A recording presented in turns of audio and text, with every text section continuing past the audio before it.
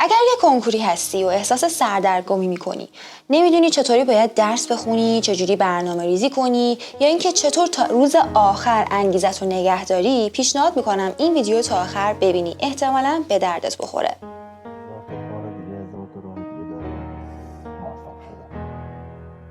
حالا اول علامت سوال دوم. درسته این رتبه است؟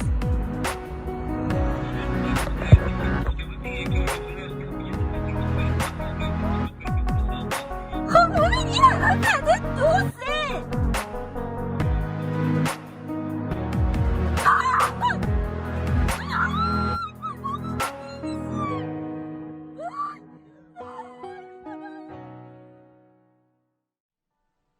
سلام، من سارا شفقیم. اجازه بدین خودم بهتون بیشتر معرفی کنم. من امسال یعنی سال 1402 رتبه 2 ارشد عکاسی شدم و الانم دانشجوی ارشد عکاسی هستم توی دانشگاه تهران و میخوام توی این ویدیو از تجربیات خودم بهتون بگم. همین ابتدای ویدیو بگم که توی این ویدیو قرار راجع به یه سری کلیات صحبت کنم. اینکه چجوری درس خوندم، چجوری انگیزه‌مو نگه داشتم، چجوری با مشکلاتم مواجه شدم و اینجور مسائل.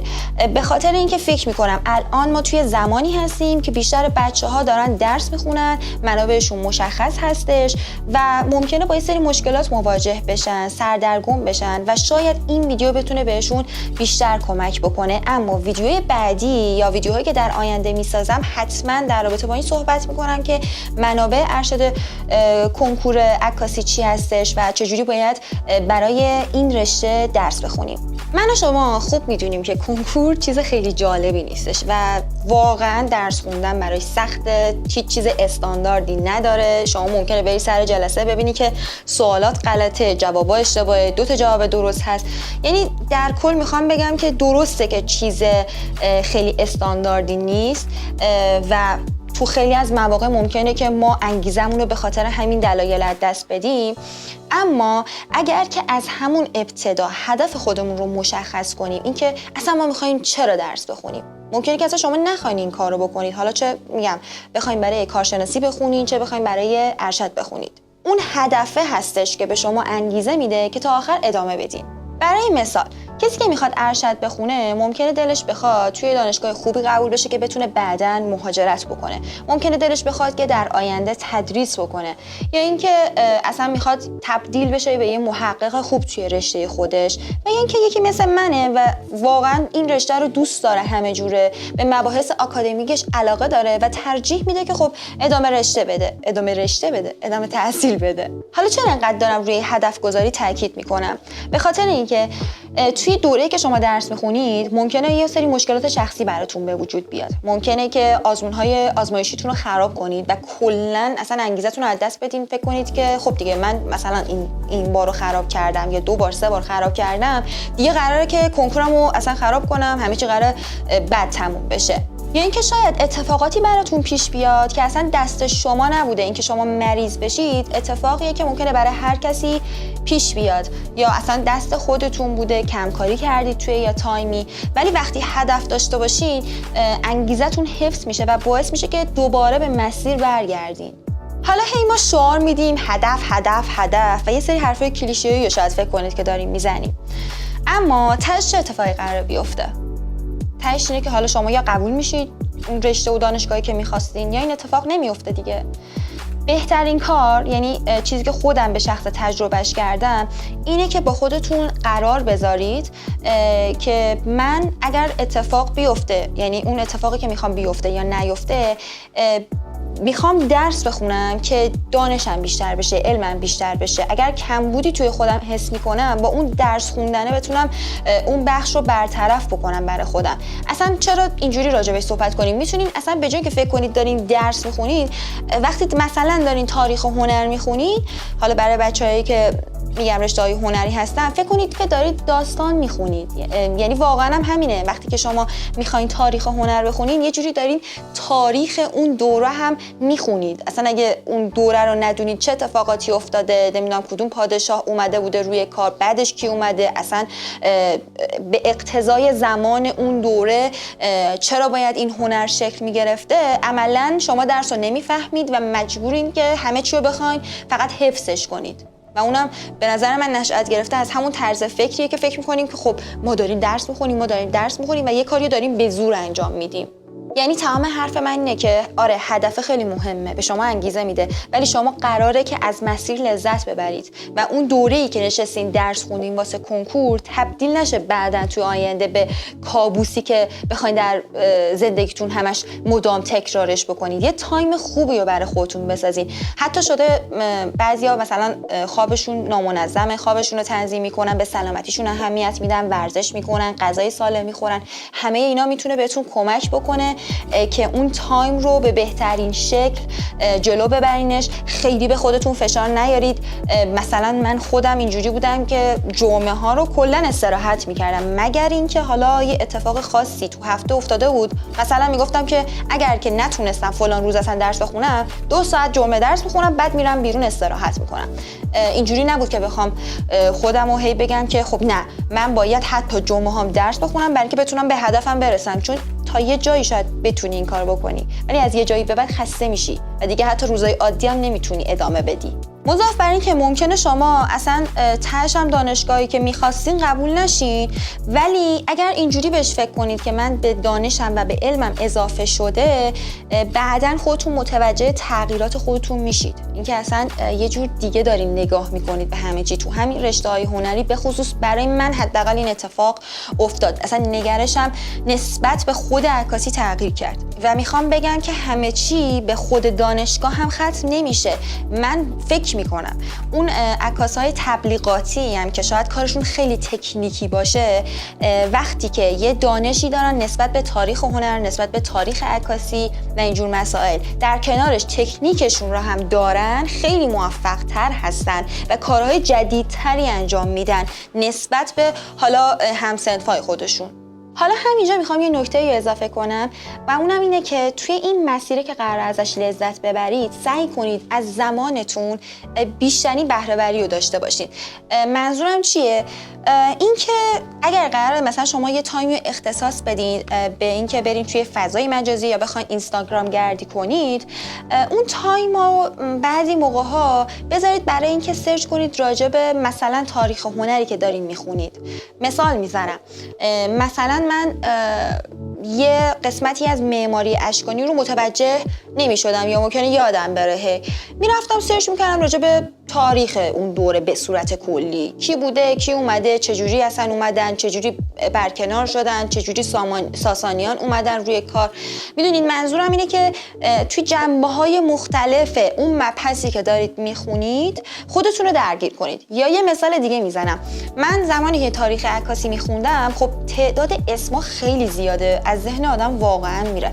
بعضی موقع میرفتم سرچ میکردم اسم عکاسایی که حالا به کارشون علاقه داشتم یا هی اسمشون رو یادم میرفت، اسمشون سخت بود، سعی میکردم با دیدن عکسای اونا اسم اون طرفو با عکساش توی ذهنم یه جورایی ثبتش بکنم. یعنی میخوام بگم همینجوری خودتون رو درگیر کنید دیگه با اون کاری که دارین انجام میدین. حالا منظور من این نیستش که فقط برین تاریخش رو سرچ کنید، اصلا ممکنه یه قسمتی از درستون رو متوجهش نمیشین، برین اون رو سرچ کنید دقیقاً. مثلا چه میدونم هنر رمانتیسیسم توی هنر غرب رو اگر انگلیسیتون خوب هستش میتونید انگلیسی سرچ کنید، ببینیدش، تصویر ببینید، ویدیو ببینید، توضیح ببینید، متوجه بشین. شاید به فارسی هم چیزی پیدا کنید بخونید اصلا، حتی یعنی ممکنه ویدیویی هم نباشه، شاید اصلا یه مقاله پیدا کنید راجبش و مثلا توی اون تایمی که برای تفریحتون گذاشتین بخونید. به نظر من که جالبه. یعنی فکر نمی‌کنم که اینی که دارم میگم فقط برای رشته‌های هنری باشه، یعنی فکر می‌کنم برای رشته‌های مثلا دیگه مثل فنی این صدق کنه که صرفاً نباید مثلا برن اون فن رو یاد بگیرن دیگه. یه چیزایی پیرامونش وجود داره که شما بهتره که بدونیدش.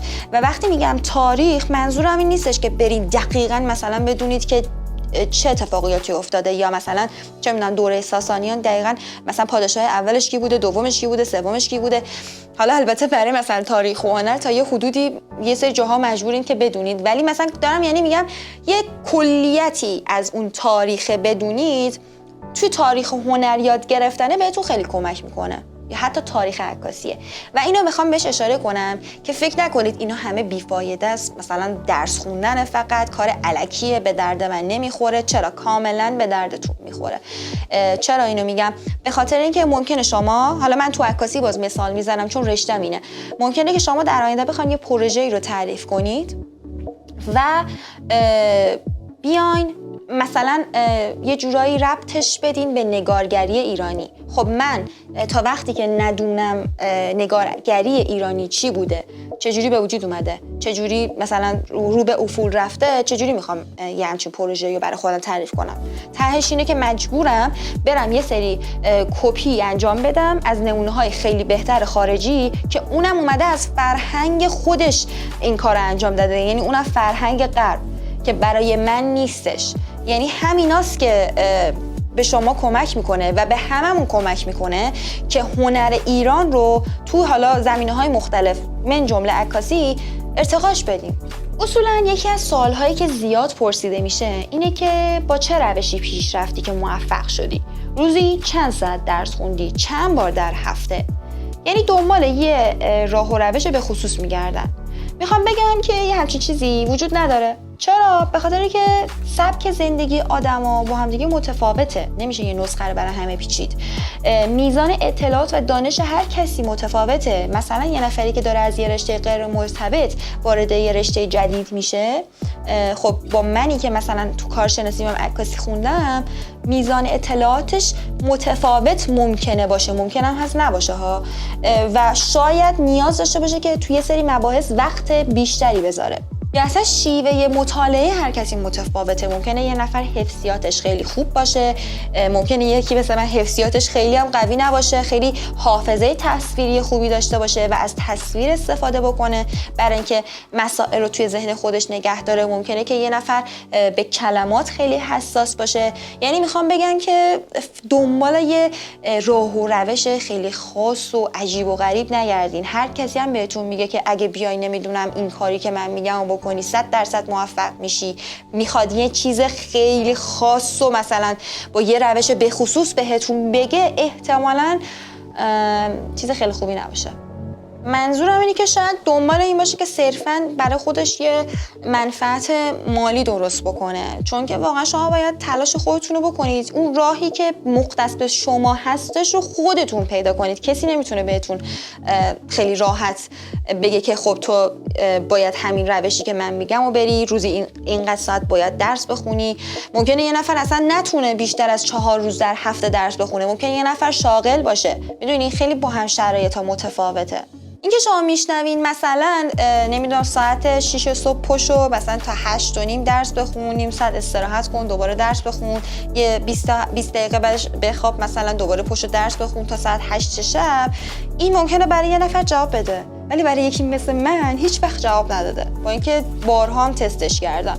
خود من اینجوری بودم که وقتی صبح مثلا ساعت 8 صبح تازه پا میشدم، میشستم درس خوندن، ساعت 11 دیگه خوابم میومد و نمیتونستم ادامه بدم. تازه تا ساعت 11 اصلا به نظر خودم مفید نبود. یعنی من آدم روز درس خوندن نیستم، یعنی نمیتونم تو روز درس بخونم و مثلا اینجوری بود که ساعت 11 پا میشدم و حالا تا ساعت همون 8 9 10 اینا درس میخوندم. بعضی موقع ها وسطش اصلا دیگه حال نداشتم درس بخونم یا بیخیال میشدم، ولی آخرش به خودم میگفتم که اوکی تو امروز مثلا اینقدر کم آوردی، خودم مجبور میکردم که تا ساعت 2 شبم شده درسمو بخونم که این بخش تموم بشه. نمیگم هر دفعه این کارو میکردم، دارم میگم یعنی خودمو موظف میکردم که این برنامه من باید تموم بشه و یه روش خاصی برای من حداقل تو این قضیه وجود نداشت.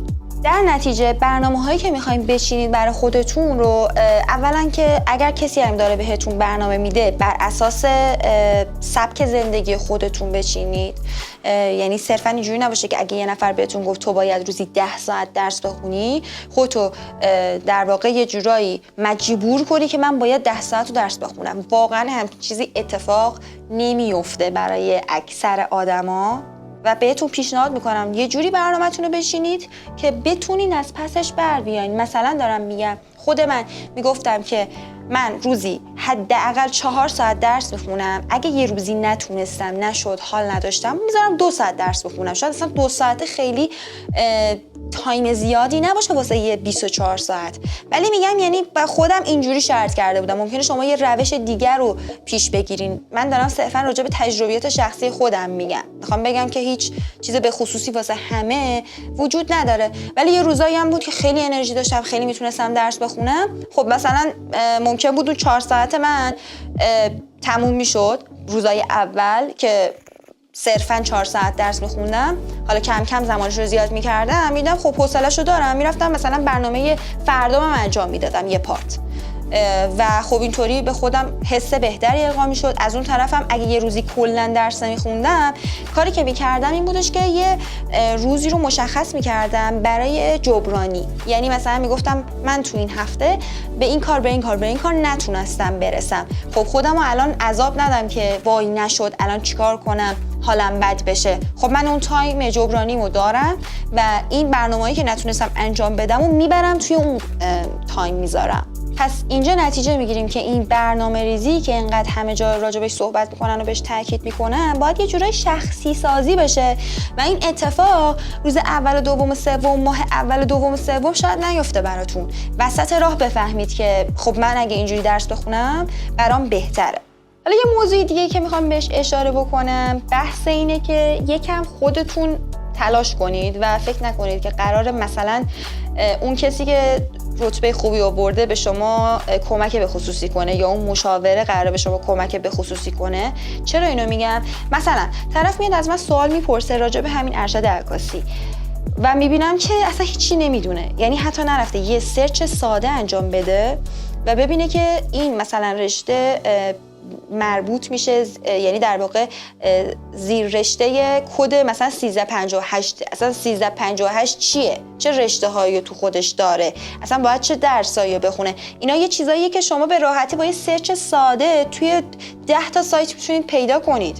حالا الان که اینترنت هستش و ما میتونیم ازش استفاده کنیم، فعلا حداقلش چرا این کار نباید انجام بدیم؟ همه چی که نمیتونه یه در واقع یه جورایی چه اصطلاحی میگن لقمه حاضر آماده نمیتونه باشه همه چی. باید یکم خودتون هم تلاش بکنید دیگه، حتی قبل از اینکه میخواین شروع کنید به درس خوندن. یه مثال دیگه از خودم میزنم. مثلا من خودم تو برنامه ریزی مشکل داشتم، مثلا نمیدونستم چجوری باید برنامه ریزی کرد، هیچی بلد نبودم. خب شاید قبلا انجام داده بودم ولی مثلا روش برنامه ریزی رو اصلا نمیدونستم چه روشایی وجود داره. من رفتم مثلا سرچ کردم راجع به این قضیه که اصلا چجوری برنامه ریزی میکنن و حالا اونو همون چیزی که بهتون از قبل گفتم اومدم با روش خودم، با سبک زندگی خودم شخصی سازیش کردم. یعنی میخوام بگم یه همچین چیزایی به این کوچیکی هم شما نیازی نیستش که برین از همه بپرسید. میتونید خودتون سرچ کنید، کلی ویدیو ببینید، کلی متن بخونید و به یه نتیجه و جمع‌بندی برسید. یه نکته دیگه هم میخوام بهتون بگم و اونم اینه که هیچ چیزی رو هضم نکنید تا جایی که ممکنه و اینم صرفاً برای رشته‌های هنری فکر نمی‌کنم فقط صدق کنه. حالا تو رشته‌های هنری که به عینه خودم دیدم، حالا توضیح میدم در ادامه، سعی کنید همه چیز رو با هم دیگه پیش ببرین جلو. حالا الان تک تک توضیح میدم یعنی چی. ببینید مسائل تو درس‌های مختلف با هم دیگه همپوشانی دارن. یعنی چی؟ یعنی مثلا من اگه تاریخ و هنر ندونم نمیتونم بعضی از سوالای تاریخ عکاسی رو جواب بدم. من اگه ندونم که فلان هنرمند کی بوده، تو چه سبکی بوده، نمیتونم متوجه بشم که به عکاسی چه ربطی داشته.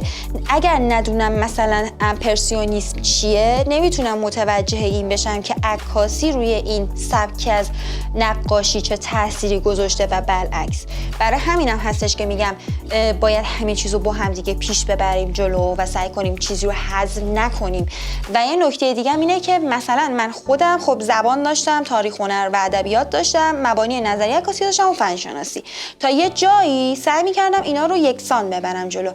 اما از در واقع میتونم بگم اواسط و اواخر دیدم خب ضریب مبانی نظری و فن شناسی عکاسی برای من بالاتره دیگه، تقریبا 2 برابره. خب دیگه بیشتر تایممو برای اونا میذاشتم. یعنی تا یه جایی همه چی با هم پیش میره، از یه جایی به بعد تایم بیشتری میذارین برای اون درس هایی که ضریب بیشتری براتون دارن.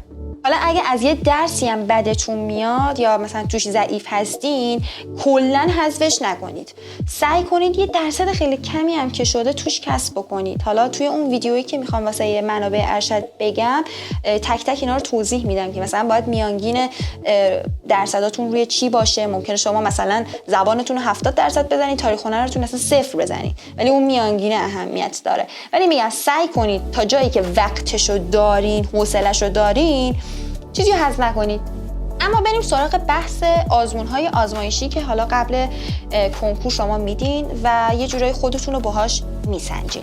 اول از همه بگم آزمون‌های اولی که میدین رو خیلی بهش اتکا نکنید. ممکنه خیلی خوب بدین یا ممکنه خیلی بد بدین و اینجوری نباشه که خیلی بخواید به خودتون قره بشین یا بخواید کلا ناامید بشین. اصلا آزمون‌های اولیه رو به نظر من نباید خیلی بهش اتکا کرد. ولی حالا باز آزمون‌های آخری که میدین اهمیت بیشتری میتونیم بگیم تا یه حدی دارن، ولی در نهایتش بازم اینجوری نیستش که همه کسایی که آزمون آزمایشیشون خوب میدادن توی کنکور هم خوب بدن یا اینکه برعکسش اتفاق بیفته. من خودم به شخصه بیشتر آزمون ها رو فکر میکنم آزمون اول مثلا 3 شدم، البته تعدادمون کم بود توی آموزشگاهی که ما درس می‌خوندیم، بقیه رو کلا 1 می‌شدم و اینجوری بودم که خب احتمالاً مثلا من بازم 1 میشم. حالا درسته که 2 شدم، ولی موضوع اینه که واسه من شاید تا یه حدودی صدق کرد. ولی دوستایی داشتم که آزموناشون رو خیلی خوب نمیدادن ولی رتبه‌های خیلی خوبی کسب کردن و الان مثلا همکلاسی منن یا حالا دانشگاه هنر درس میخونن. یعنی میخوام بگم اینجوری نباشین که بگین خب الان آزمونم خراب کردم، فلان شد، دیگه تمومه، دیگه ادامه نمیدم، نمیخونم. اینجوری نباشین. خیلی تا یه حدی ممکنه صدق کنه ولی واقعا برای همه اینجوری نیستش. در نهایت میخوام براتون آرزوی موفقیت کنم و یه جنبندی داشته باشم. بیشترین تاکیدم روی اینه که اون انگیزتون رو از طریق هدف گذاشتن واسه خودتون نگه دارید و از مسیرتون لذت ببرین و مطمئن باشین درسایی که دارید میخونید یه جایی بالاخره روزی بهتون کمک میکنه. چون که شما دارین برای یه رشته به خصوص درس میخونید و اینجوری نیستش که الان حتی میدونم که اینجوری نیستش که واسه کنکور کارشناسی شما مجبور باشی بری عربی بخونی یا بخوای دینی بخونی. یعنی باز اونجام داره یه ذره قضیه تخصصی تر میشه. توی ارشد که تا به مراتب اتفاق بیشتر میفته و اینجوری تصور کنید که هر اتفاقی که میخواد بیفته ولی من قراره سوادم بیشتر بشه، قراره لذت ببرم از خوندن اون درس ها، چون دوستش دارم اون رشته که دارم براش درس بخونم دیگه. قرار نیستش که به زور این کار رو انجام بدیم. شما چه برای کارشناسیتون چه واسه ارشدتون دارین به خاطر یه رشته به خصوصی درس میخونید و قطعا اون درس‌ها بهتون کمک میکنه. در کل فکر نکنید همه چی دانشگاهست و دانشگاه رفتن قراره این درس‌ها رو بخونیم فقط واسه دانشگاه. ما قراره از این دانش و اطلاعاتی که داریم توی این دوره درس خوندنمون کسب میکنیم در آینده توی زندگیمون، توی حرفه و کارمون استفاده بکنیم. اگه اینجوری بهش نگاه کنید این مسیری که واقعا سخته دیگه تجربهش کردم، واقعا بهتون حق میدم، براتون راحت تر شاید بگذره. اگر که سوالی داشتید توی کامنت ها برام حتما بنویسید. اگر که مبحثی بود که می‌خواستین راجعش ویدیو ساخته بشه بهم بگین. شما رو توی ویدیو بعدی می‌بینمتون.